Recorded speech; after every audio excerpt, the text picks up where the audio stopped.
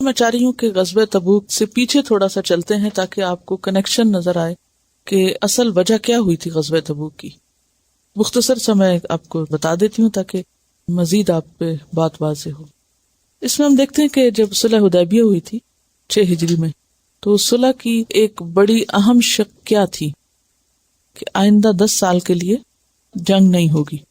یہ چیز مسلمانوں کے حق میں گئی اور اس موقع پر مسلمانوں کو اپنا پیغام مزید دور دور تک پہنچانے کا موقع ملا. آپ صلی اللہ علیہ وسلم نے جب امن ہوا تو بہت سے تبلیغی دستے یا گروپس صحابہ کرام کے مختلف علاقوں میں بھیجے، جو جا کے کیا کرتے تھے؟ اسلام کی دعوت دیتے تھے. یعنی مدینہ کے مسلمانوں کے چھوٹے چھوٹے دستے، کوئی اس قبیلے میں جا رہا ہے، کوئی اس میں جا رہا ہے، کوئی اس میں جا رہا ہے، ہر جگہ جا جا کے پیغام پہنچایا. ایک تبلیغی دستہ جو تھا وہ شمال میں شام کی سرحد سے ملے ہوئے ایک علاقے کی طرف بھیجا گیا تھا. اب آپ دیکھیں کتنی دور تک آپ نے پیغام پہنچایا. یہاں عیسائی لوگ آباد تھے اور یہ عیسائی جو تھے یہ رومی سلطنت کے ماتحت تھے. اب ہوا یہ کہ یہ جو وفد تھا یا دستہ تھا یا گروپ تھا لوگوں کا جو تبلیغ کرنے کو گیا تھا، اس میں 15 لوگ تھے اور ان کے جو سردار تھے یا ان کا جو لیڈر تھا وہ کعب بن عمیر الغفاری تھے. وہ شام کے قریب ذات اطلاح میں پہنچے. وہاں انہوں نے ایک مقام پر دیکھا کہ کافی لوگ جمع ہیں تو ان کو اسلام کی دعوت دی، مگر انہوں نے بات نہیں مانی، بلکہ کیا کیا؟ ان پہ تیر برسانے لگ گئے. کن پہ؟ اس دستے کے اوپر. اب ہوا یہ کہ 12 لوگ شہید ہو گئے. اس میں صرف کعب بن عمیر الغفاری زخمی حالت میں مدینہ واپس آئے. وہ جو 2 تھے اور وہ تو واپس آنے کی حالت میں بھی نہیں تھے. اب آپ دیکھیں کہ یہ کوئی معمولی جرم نہیں تھا، بہت بڑی زیادتی تھی کہ پرامن طور پر پیسفلی اگر کچھ لوگ آ کے آپ کو اسلام کی بات بتا رہے ہیں تو آپ سن لیں. اچھا، اس سے ایک اور بات بھی پتہ چلتی ہے نا کہ نبی صلی اللہ علیہ وسلم کے زمانے میں ہی اسلام کو پھیلانے کے لیے، مختلف لوگوں تک پیغام پہنچانے کے لیے کس قسم کی اور کتنے بڑے پیمانے پہ کوششیں شروع ہو چکی تھی. آج یہ کام کچھ اور لوگ تو کر رہے ہیں کہ وہ ہر علاقے میں ہر دروازے پہ جاتے ہیں اور پیغام پہنچاتے ہیں، لیکن مسلمانوں کے اندر اب اس قسم کی کوئی منظم کوشش نہیں ہو رہی کہ باقاعدہ ایسے لوگ ٹرین کیے جائیں، موٹیویٹ کیے جائیں اور پھر وہ گروپس کی شکل میں مختلف آبادیوں، قصبوں، شہروں، لوگوں کے پاس پہنچے. اور اس میں آپ دیکھیں کہ خطرہ بھی کتنا تھا، اور وہ خطرہ سامنے آ گیا کہ 15 لوگ ان کے شہید ہو گئے، حالانکہ انہوں نے کچھ نہیں کہا، ان کو صرف اسلام کی بات بتائی. اب چونکہ یہ لوگ رومی سلطنت کے تابع تھے جنہوں نے یہ کام کیا تھا، تو اس طرح انہوں نے ایسی چیز کا دروازہ کھول دیا جس کا جواب دینا ضروری تھا، کیونکہ اگر جواب نہ دیا جاتا تو کیا ہوتا؟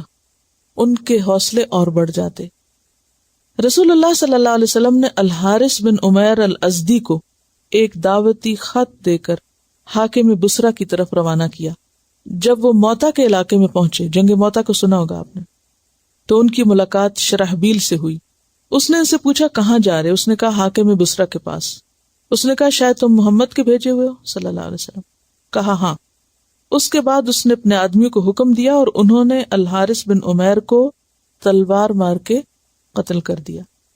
اور کہا جاتا ہے کہ یہ حاکم بصرہ کے اشارے پہ کیا گیا تھا. اب یہ دوسرا واقعہ ہو گیا.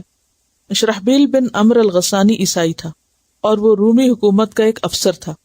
بین الاقوامی قانون یا روایت کے مطابق یہ عمل کہ کسی کے سفیر کو قتل کر دیا جائے، یعنی نبی صلی اللہ علیہ وسلم جو مدینہ کے حاکم تھے اس وقت، اور مکہ بھی فتح ہو چکا ہے اور ایک بڑے علاقے کے اب ذمہ دار ہیں، ان کی طرف سے ایک نمائندہ یا قاصد جو ہے وہ ایک بادشاہ کے پاس خط لے کے جا رہا ہے اور اس کو مار ڈالا گیا، تو یہ ایک سفیر کا قتل تھا. اور کسی بھی ملک کے سفیر کا قتل اس کے خلاف جنگ کی دعوت ہوتا ہے. بہرحال آپ نے 3000 کا لشکر تیار کیا اور جمادی الاولیٰ 8 ہجری میں اس کو موتا کی طرف روانہ کیا. اس سفر میں ایک مشہور صحابی بھی تھے. کون؟ حضرت زید تھے اور حضرت جعفر تھے، اور ایک اور کون تھے؟ عبداللہ بن رواحہ. خالد بن ولید تو تھے، لیکن یہ کہ ابتدا میں وہ شہید ہوتے گئے نا ایک کے بعد ایک. تو شرحبیل کو جب مسلم لشکر کی روانگی کا علم ہوا تو اس نے 1,00,000 آدمیوں کا لشکر تیار کیا. اس کے ساتھ خود شاہ روم ہرقل 1,00,000 فوج لے کر شرحبیل کی مدد کے لیے بلقاء کے مقام پہ پہنچا۔ 3,000 اور 2,00,000 کا تناسب انسانی سمجھ میں نہیں آتا۔ اسی وجہ سے یہ مقابلہ فیصلہ کن نہ ہوا، تاہم مسلمانوں نے اتنی بہادری سے مقابلہ کیا کہ رومیوں کے اوپر مسلمانوں کا ایک فوجی روب بیٹھ گیا کہ ان کا مقابلہ آسان نہیں۔ بہرحال اب ہوا یہ کہ نبی صلی اللہ علیہ وسلم برابر حالات معلوم کر رہے تھے کہ آگے کیا صورتحال بنتی ہے۔ جب آپ کو پتہ چلا کہ ہرقل روم کی سرحد پر 1,00,000 فوجوں کے ساتھ موجود ہوا ہے اور اس کے پاس 1 سال کا سامان رسد بھی ہے، تو اس پر آپ صلی اللہ علیہ وسلم نے مدینہ میں سب لوگوں کو نکلنے کے لیے کہا، اور تقریباً 30,000 کا لشکر جو تھا وہ تیار ہوا، اور اس کے لیے آپ نے لوگوں کو خوب ابھارا اور موٹیویٹ کیا۔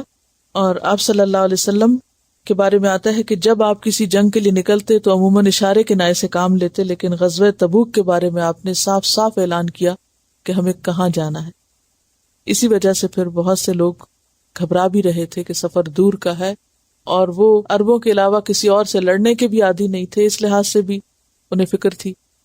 بہرحال جب آپ صلی اللہ علیہ وسلم وہاں تشریف لے گئے تو وہاں جنگ نہیں ہوئی، بلکہ معاہدہ صلح ہوا، اور اس کے بعد باقی تفصیلات پھر ضرورت کے مطابق آپ کو بتا دوں گی۔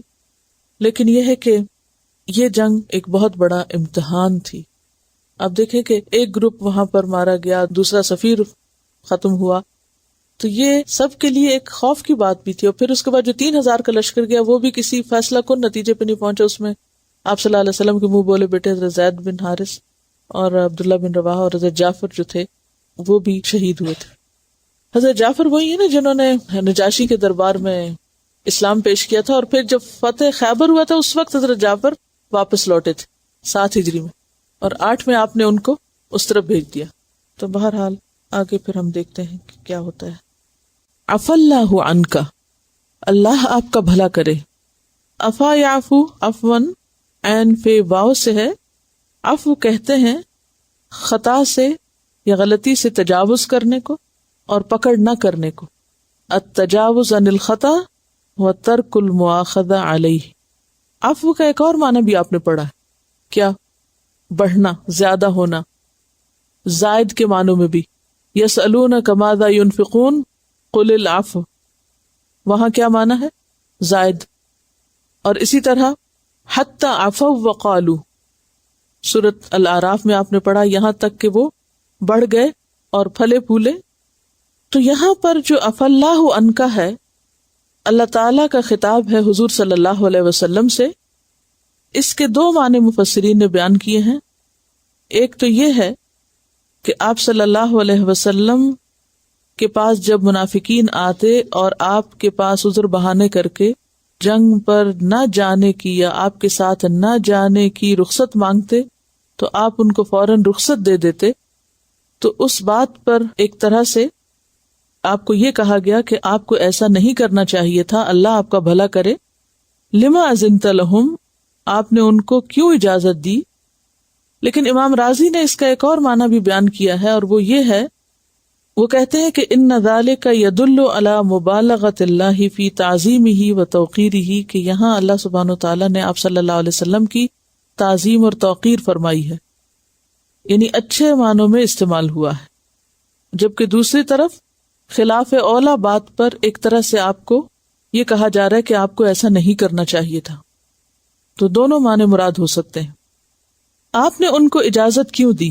اذنتا کا لفظ جو ہے اذن سے ہے، اذن اجازت کو کہتے ہیں، اور لہم میں ضمیر کس کی طرف جا رہی؟ منافقین کی طرف، کہ جب یہ آپ سے آ کر اجازت مانگ رہے تھے، رخصت طلب کر رہے تھے، نہ جانے کی بات کر رہے تھے، تو آپ کو انہیں فوراً اجازت نہیں دینی چاہیے تھی۔ حتیٰ یہاں تک کہ یتبین لک، ظاہر ہو جاتے تیرے لیے، یعنی آپ کے سامنے ظاہر ہو جاتے۔ کون؟ الذین صدقوا، وہ لوگ جنہوں نے سچ کہا، جو سچے تھے، مخلص مسلمان۔ وتعلم، اور آپ جان لیتے، الکاذبین، جھوٹوں کو، یعنی منافق۔ اگر آپ ان کو ان کی بات پر فوراً یا ان کی رخصت مانگنے پر فوراً اجازت نہ دیتے تو آپ کے سامنے سچے اور جھوٹے لوگ کھل کے سامنے آ جاتے۔